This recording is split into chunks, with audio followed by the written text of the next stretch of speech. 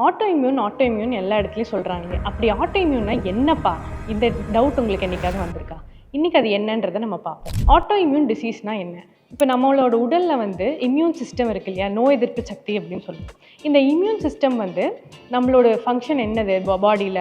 Infection வந்தாலும் ஒரு viral infection இல்ல பாக்டீரியல் இன்ஃபெக்ஷன் இல்ல ஏதாவது ஃபங்கல் இன்ஃபெக்ஷன் வந்தா, இதிலிருந்து நம்மள பாதுகாத்து நம்மள புரொடெக்ட் பண்ண வேண்டியது தான் நம்மளோட இம்யூன் சிஸ்டம்.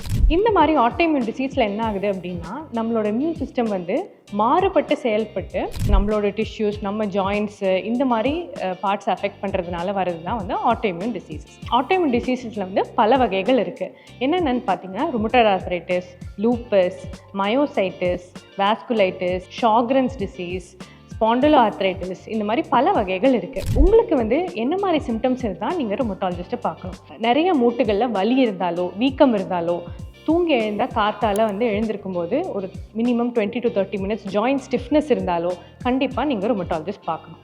இது கூட சேர்த்து வெயிலில் போனால் ஸ்கின் ரேஷஸ் வந்ததா, இன் ஜென்ரல் பாடி வந்து வீக்காக ஃபீல் பண்ணுறீங்களா, எல்லா டைமும் வந்து சோர்வாக இருக்கிற மாதிரி ஃபீல் பண்ணுறீங்களா, வெயிட் லாஸ் இருக்கா, அடிக்கடி ஃபீவர் வந்துட்டே போகுது, என்ன காரணம் தெரியலன்னு நினைக்கிறீங்களா, வாயில் அடிக்கடி புண்ணு வருது, இல்லை வந்து முடி ரொம்ப உதிருது, என்ன காரணம் தெரியலன்னு நினைக்கிறீங்களா, கண்டிப்பாக நீங்கள் வந்து ஒரு ருமட்டாலஜிஸ்ட்டை பார்க்கணும். ஆட்டோ இம்யூன் டிசீஸ் உங்களுக்கு இருக்காங்கிறத செக் பண்ணிக்கோங்க. செக் பண்ணுறது ரொம்ப இம்பார்ட்டண்ட். இந்த மாதிரி கண்டிஷன்ஸ்க்கு நல்ல ட்ரீட்மெண்ட் ஆப்ஷன்ஸ் இருக்குது. எவ்வளோ சீக்கிரம் நீங்கள் கண்டுபிடிச்சி எவ்வளோ சீக்கிரம் ட்ரீட்மெண்ட் ஆரம்பிக்கிறீங்களோ அவ்வளோ நல்லா உங்களுக்கு வந்து லைஃப் வந்து வாழலாம்.